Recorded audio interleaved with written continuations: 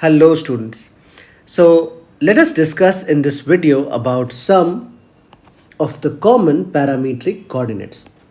So the first parametric coordinates that we have is if suppose the equation is given in the form x raised to 2 by 3 plus y raised to 2 by 3 is equals to a raised to 2 by 3.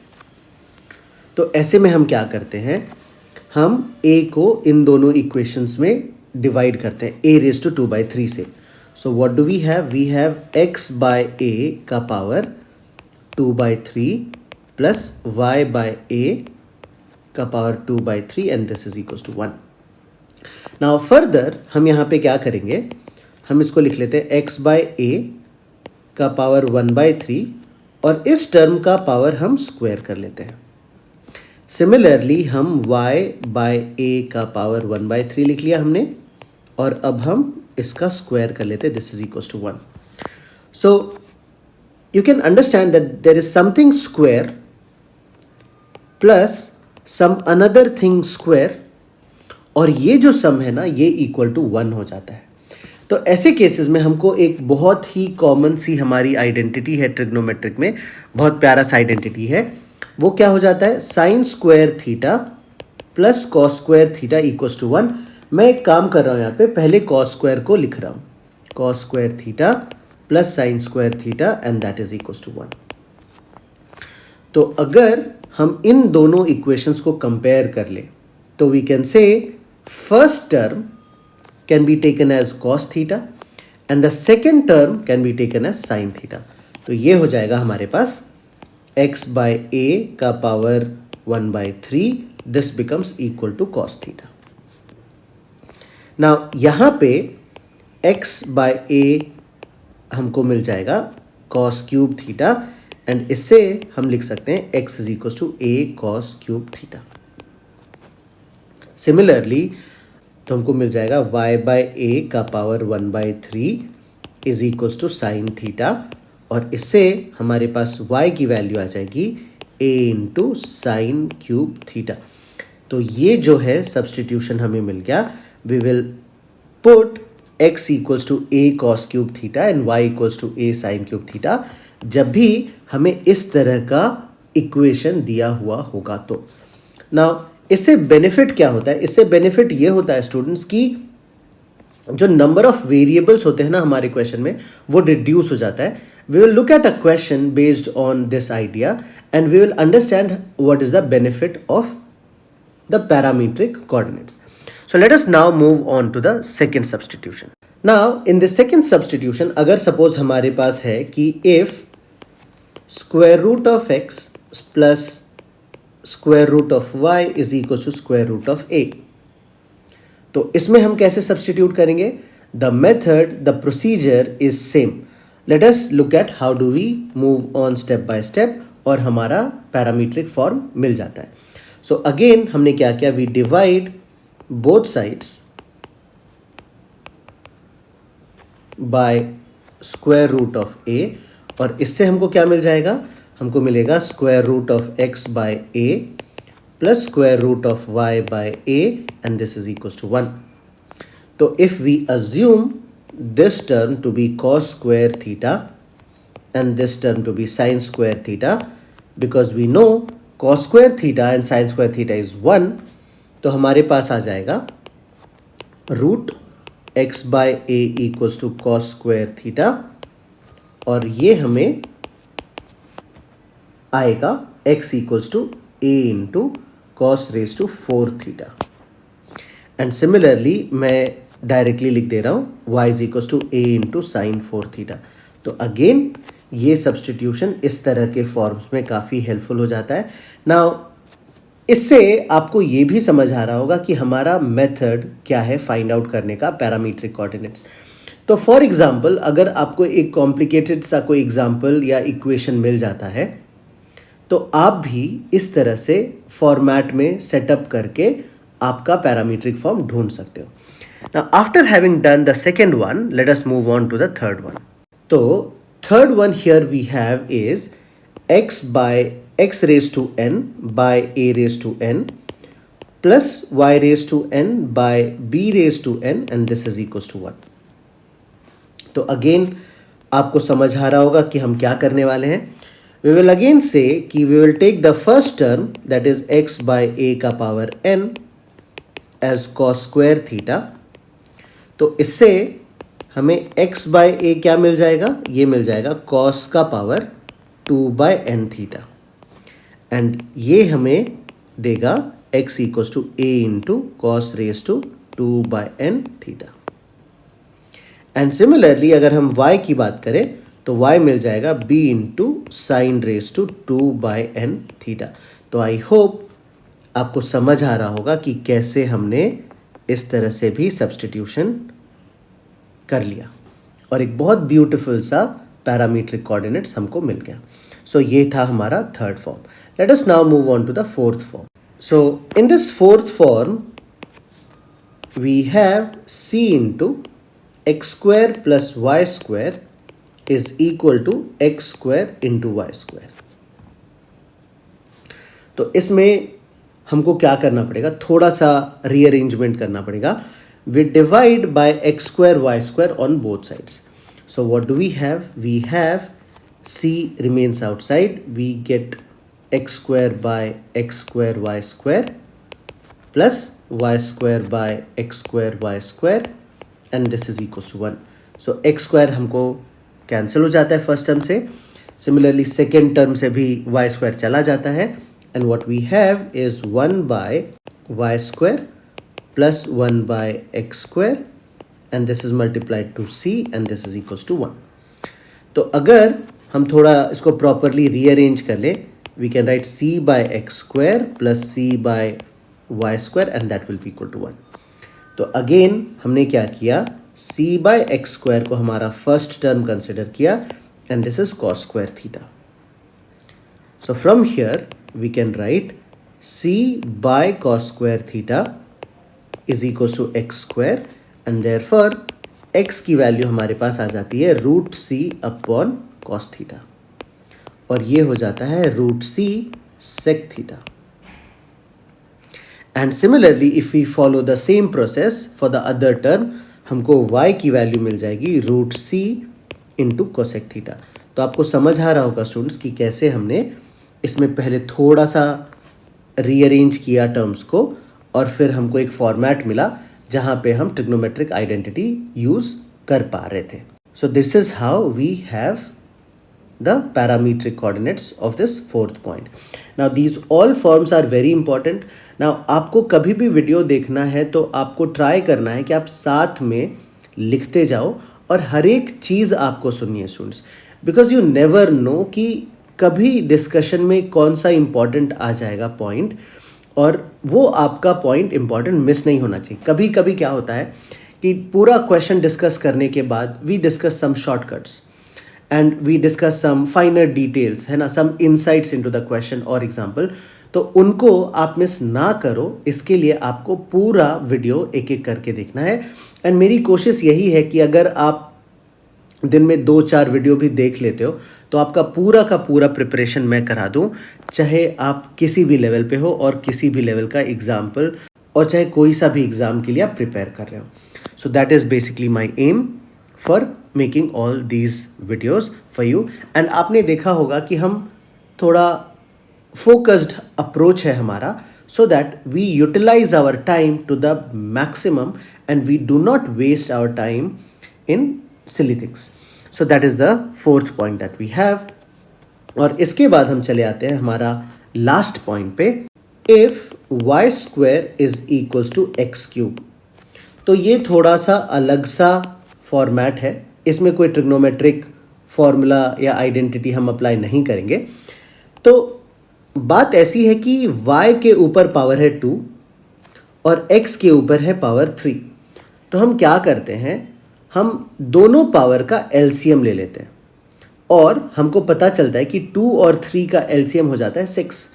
So very prudently what we do is we put x equals to t square. T square क्यों, क्योंकि 3 और 2 जब multiply होगा, suppose हमने x की value यहाँ पे put कर दी तो ये आ जाएगा t रेज टू 6 एंड 6 आने का पर्पस ये था कि 6 is basically the LCM of 2 and 3। तो अगर ये हमने पुट कर दिया तो y स्क्वायर आ जाता है t raised to 6 and this gives us the value of y as t cube. तो हमारा पैरामीट्रिक कोऑर्डिनेट्स बन जाता है t square t cube. And this is a very useful example, this is a very useful case which comes across in many places. तो I hope आपको ये सारी चीज़ें, आपको ये सारा पैरामीट्रिक सब्स्टिट्यूशंस अच्छे से समझ आया होगा। आपको प्रैक्टिस करनी है एक एक करके। Now after having understood this, let us discuss why these parametric substitutions are important. Now let us look at a special case. Important case. Now इस important case में हमारे पास क्या है कि suppose this is our x axis and this is our y axis.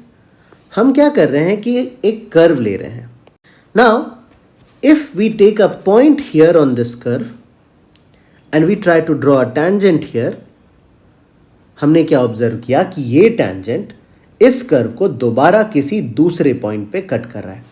So let us take the first point as P and the second point as Q. Now if we take the coordinates of point P as x1 y1 and coordinates of point Q as x2 y2, हमें इनके बीच में एक relation establish करना है. So what do we say? We say slope of tangent at P, ये हमको मिल जाएगा dy by dx at x1 y1. Now also ये जो टेंजेंट है it is passing through the point Q. So we can say slope of line PQ can be written as y2 minus y1 upon x2 minus x1. Now since both the lines are same, उनके slopes भी equal होंगे. तो अब हम क्या करते हैं, हम इन दोनों को equate करते हैं और फिर हम आगे proceed करते हैं. Now what is the benefit of parametric coordinates? तो जैसे अगर हमने इस पॉइंट P को x1 y1 और x2 y2 से कंसिडर किया है, अगर हमने पैरामीट्रिक फॉर्म यूज किया होता, सो let us say point P को we could have taken as t1 squared if suppose the curve was y squared equals to x cube. तो ये हम लिख लेते t1 स्क्वायर्ड t1 क्यूब और हमारा सेकेंड पॉइंट हो जाता Q t2 square t2 cube. तो इससे हमारा जो नंबर ऑफ वेरिएबल्स है वो डिक्रीज हो गया स्टूडेंट्स. पहले हमारे पास 4 वेरिएबल्स थे, x1 y1 x2 y2. Now we have just 2 variables और इससे हमारे क्वेश्चन सॉल्व करने का जो प्रोसेस होता है, जो लेंथ होता है, वो बहुत रिड्यूस हो जाता है, वो बहुत ईजी हो जाता है. तो आई होप आपको समझ आ रहा होगा the need for these parametric substitutions or coordinates. So now let us begin solving one very important question based on this. तो आपको इस कॉन्सेप्ट का एप्लीकेशन भी बहुत ही अच्छे से क्लियर हो जाएगा. So in this question what we have is the tangent at point P to the curve meets the curve again at point Q. तो ये सेम सिनेरियो है जो अभी हमने इसके पहले डिस्कस किया है. We have to find slope of line OP upon slope of line OQ where O is the origin. So let us try to draw the same diagram and let us proceed how we apply the concept of parametric coordinates. तो let me say कि ये हमारा curve हो गया और ये हमारा हो गया tangent. Now this is the point of contact here P and this is point Q. Now हमको पूछा क्या है बच्चों? हमको पूछा है slope of OP upon slope of OQ. तो सबसे पहले हम इसको समझ लेते हैं. अगर हमारा curve y square is equals to x cube है तो हमने एक पॉइंट को t1 स्क्वायर t1 क्यूब ले लिया. अब ये तो सेम केस है जो हमने लास्ट पेज में डिस्कस किया हुआ है और पॉइंट Q का कोऑर्डिनेट्स है t2 स्क्वायर t2 क्यूब. तो स्लोप ऑफ लाइन OP क्या हो जाएगा? By applying the formula y2 minus y1 upon x2 minus x1, ये हो जाएगा t1 cube minus 0 upon t1 square minus 0। So minus 0 तो हम वैसे ही हटा सकते हैं, t1 स्क्वायर कैंसिल हो जाएगा और सिर्फ हमारे पास बचेगा t1। तो similarly we can write slope of OQ जो है ये हो जाएगा t2। So the ratio that we have to find MOP by MOQ, this is t1 over t2। तो ये रेशियो हमको फाइंड आउट करना है। सो अगेन हमने क्या किया, we find dy by dx at the point P। Now इसको ढूंढने के लिए हमको हमारे फंक्शन को डिफरेंशिएट करना पड़ेगा। So we get, let me write down here, 2 into y dash is equals to 3x square. So putting in the value of y and x, y dash आ जाएगा हमारे पास 3x square upon 2y और ये आ जाएगा 3 into x is basically t1 square, तो ये आएगा t1 raised to 4 upon 2 into t1 का power 3। तो t1 क्यूब और t1 4 हमने कैंसिल किया, वी हैव 3t1 बाई 2। तो स्लोप एट पॉइंट P आ गया हमारे पास 3t1 बाई 2। नाउ सिमिलरली अगर हम slope of line PQ find out करें, so we have slope of line PQ, this will be y2 minus y1 upon x2 minus x1 और ये हो जाता है t2 cube minus t1 cube upon t2 square minus t1 square. थोड़ा factorise करने की ज़रूरत है यहाँ पे, तो हमने लिखा t2 minus t1 into t2 square plus t1 t2 plus t1 square upon t2 minus t1 into t2 plus t1। तो एक फैक्टर ये भी हमारे पास कैंसिल हो जाता है। Now since slope of PQ is same as dy by dx at the point P, तो हम दोनों को इक्वेट कर लेते हैं। t2 square plus t1 t2 plus t1 square upon t1 plus t2 is equals to 3t1 by 2, जो कि हमने यहाँ पे ढूंढ के रखा हुआ है ऑलरेडी। तो अब हम क्या कर लेते हैं, हम क्रॉस मल्टीप्लाई करेंगे। So that gives us 2t2 square plus 2t1 t2 plus 2t1 square is equals to 3t1 square plus 3t1 t2। ये मैंने क्रॉस मल्टीप्लाई करके टर्म्स को अलग अलग लिख लिया है। Now if you further simplify this, what we have is t1 square plus t1 t2 minus 2t2 square is equals to 0. And now what we do is we divide this equation throughout by t2 square, dividing by t2 square on both sides. So what do we get? We get t1 by t2 का whole square plus t1 by t2 minus 2, and this is equals to 0. Now clearly students, this is a quadratic in t1 by t2, और अगर हम इसको factorise करेंगे तो we get the roots as t1 and upon t2। एक root तो clearly इसका 1 है और दूसरा root t1 by t2 plus 2 equals to 0। तो ये हमने इसको फैक्टर फॉर्म में लिख लिया है। So this gives us the two roots t1 by t2 as either 1 और -2। नाउ क्लियरली अगर हम पहला वाला आंसर सेलेक्ट करेंगे तो t1 by t2 is equal to 1, which would mean t1 is equal to t2।